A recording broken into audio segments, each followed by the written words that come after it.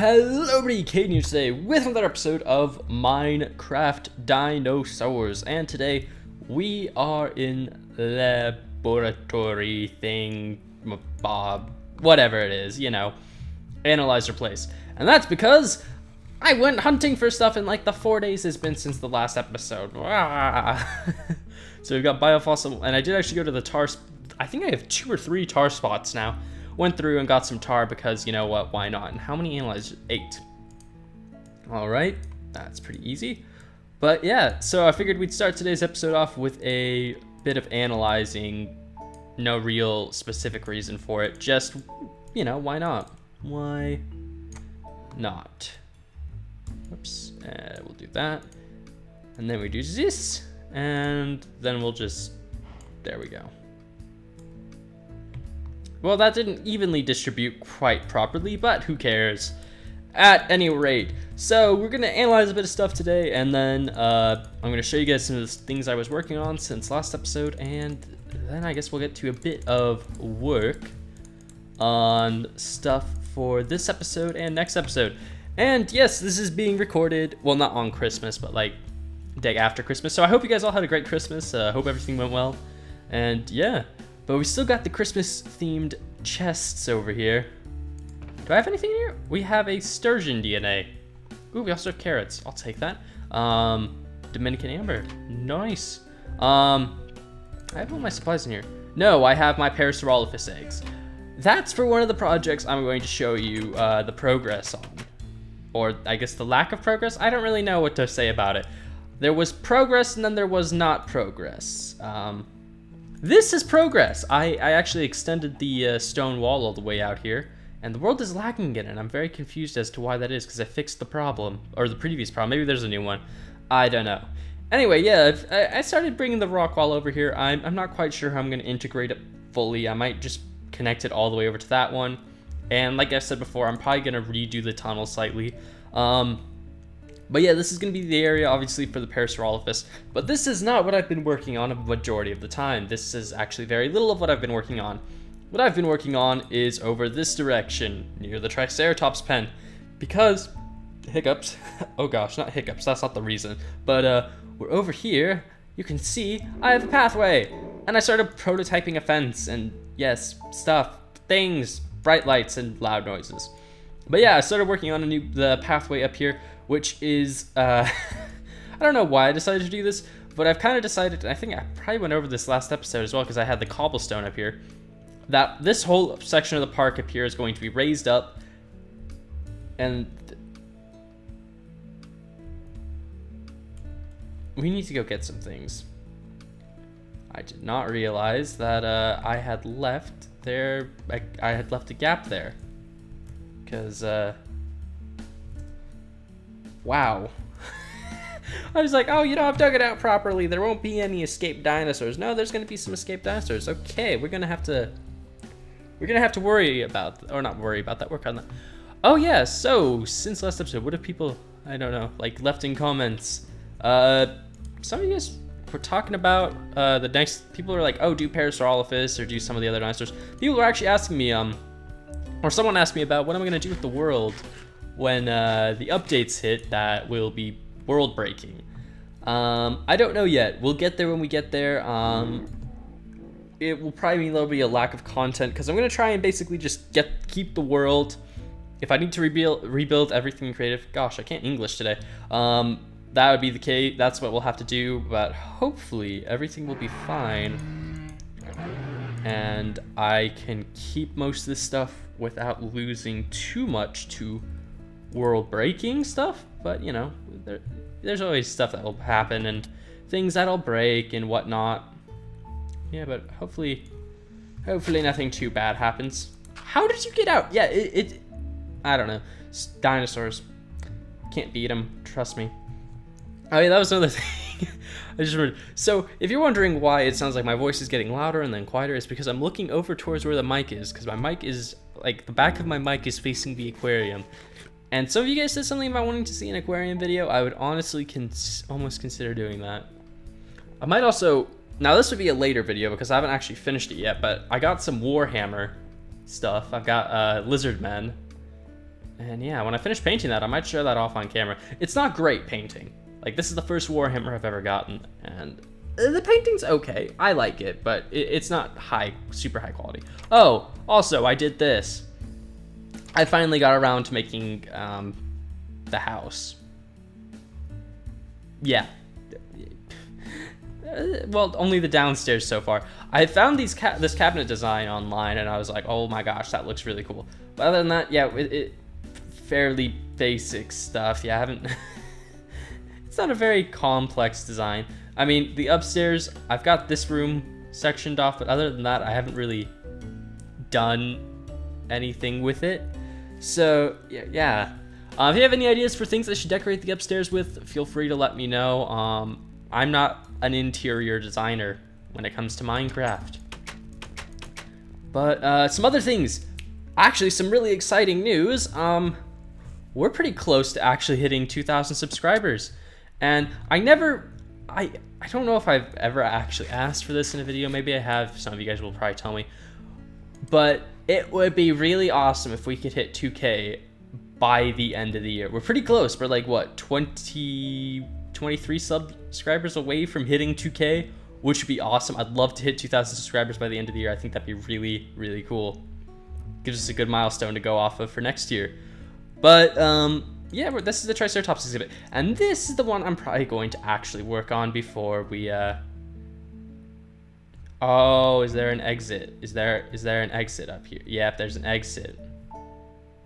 That allows her to get up. I can't believe, you know what? You can stay up here. You were clever enough to figure out what I couldn't. You can stay up here. Actually, before I mention the current plan of rebuilding the Triceratops stuff too much, so I looked back at the videos. So you guys know I took like a 2-month, month and a half hiatus from doing Dinosaurs. Like, there was no content. So that was a really long time for me, obviously, and for you guys watching this as it comes out.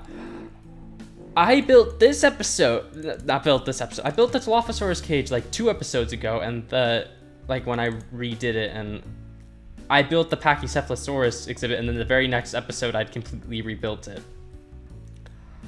And I found that really funny because anyone who doesn't watch this as it happens and watches like back through the playlist when I eventually get around to making that or something, they're just gonna be like, wait, so he built it and then why is he suddenly rebuilding it? And I don't know, I just thought that's really funny because for me it was like, oh, it's been like 2 months. I completely wanted to redo some stuff. For them, it's just like, what's going on here?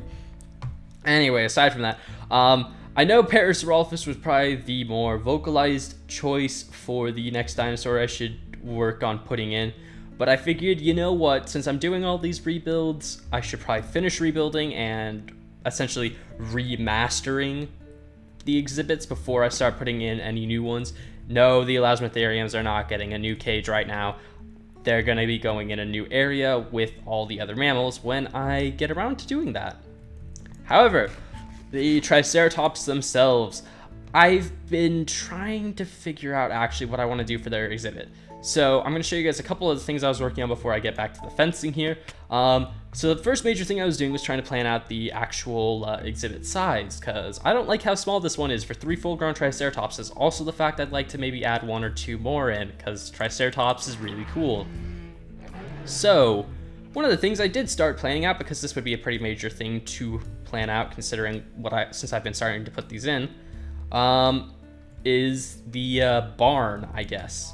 Barn, sleeping area type thing, which I think is probably going to end up either over here or it will end up over by the mine. Actually, looking at this now, it's probably going to be a better idea if it ends up over here. It'll probably be more work to dig it, or right here. Yeah, actually just building it right into this corner would be way easier. Okay, so the barn will probably go over here. The exhibit will honestly begin to not here exactly, I guess. Well, actually, no. I'm trying to figure out what I want to do. So I've been thinking, and I kind of want to decrease the hill slightly. Maybe build up like what we've done with the other exhibits, where we built up a bit of a synthetic stone wall around the entire area. So maybe have it run all the way around here hit the back area of this. So, you know, like, I don't know, how much more space would this be? Probably like tripling the space of the exhibit, something like that. I'd like to make this exhibit a lot larger, but also I kind of want to keep all the areas by the path a lot lower than the path, because so I was doing research, and you guys have actually, some people were like, oh, if you're gonna redo the Triceratops area, remake it like a rhinoceros exhibit. And I was looking at rhino exhibits, and I was looking at elephant exhibits, because those are the two closest things I can get to how a Triceratops exhibit would be built. It probably behaves somewhat like a rhinoceros, but it's about the size of an elephant, so, you know, best of both worlds. But the main thing I saw was, in fact, that, and this makes way more sense than this fence does, the fact that the actual animals, where the visitors would see them, visitors standing about here. I guess this is technically the end of the pathway here. I didn't build this correctly. Okay, so end of pathway is here. Let's say this goes down 3 blocks down. This automatically drops off, let's say 3 blocks. But then it also extends to about, let's say, about here. And this would be where the actual fence is. And then the fence is like the same level as the ground here. So basically what I'm saying is, like, there's a lot of space in between the visitors and the dinosaurs, and the dinosaurs are about like 3 to 4 blocks lower than the visitors, which I think is a much better idea for how this exhibit will look. Also, since I've been thinking about that, I kind of realized then there's still a point obviously to making an actual fence, but if the only area the visitors are really going to see the Triceratops is going to be, say, you know, some built like the pathway up here, which will probably extend up along this ridge of the Triceratops exhibit, there really isn't a point to building a super fancy fence here, which is leading to one of the things I was starting to think about instead. So I built this mock-up fence before I came up with an idea. So you can see some of the ideas I came up with. This was the original idea that was to replace it. Actually, if we go get some wooden logs, I can show you the original idea, quotation marks there. I'm gonna turn my lamp on because it's getting kind of dark. Man, it's crazy how dark it is in December. But where are they? Oh my gosh.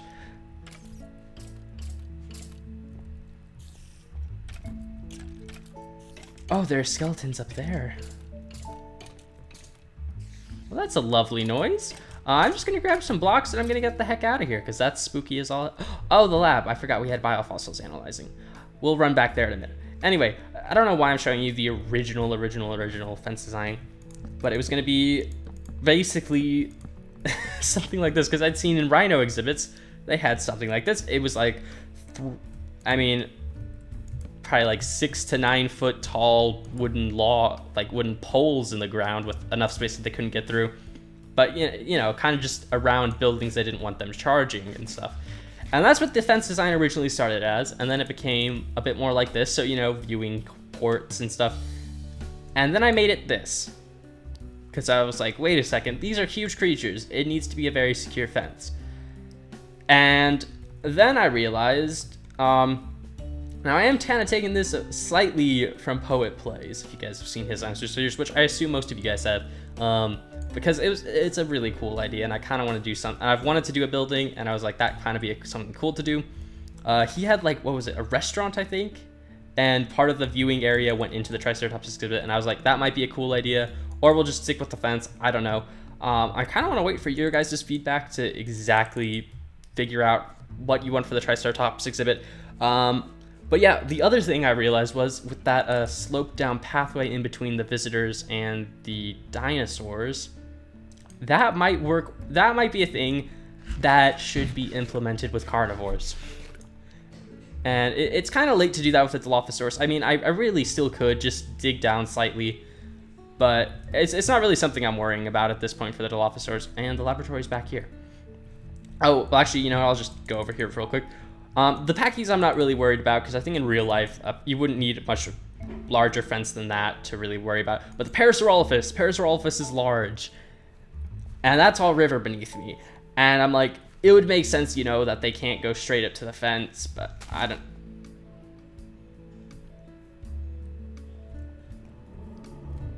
I think we have like we got like a soccer player over there. That's pretty cool. Oh, I was supposed to name those Pachycephalosaurs and the Dilophosaurs, weren't I?